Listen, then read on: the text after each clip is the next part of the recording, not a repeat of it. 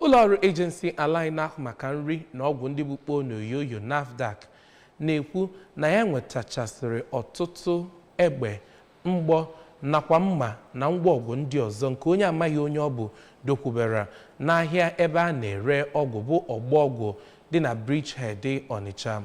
Ụlọọrụ agency a ka ndị ọrụ nche ya kpọmkwem bụ ndị ọrụ Tawiko ji eje ozi chọpụtara nke a na nnukwu igbe kọntena nke ha ji eji ugbu a.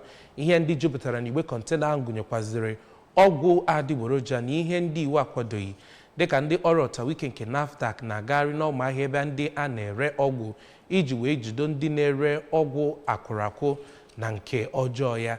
Ka anyị sonyere Chibụzọ Obidike maka akụkọ ahụ n'uju.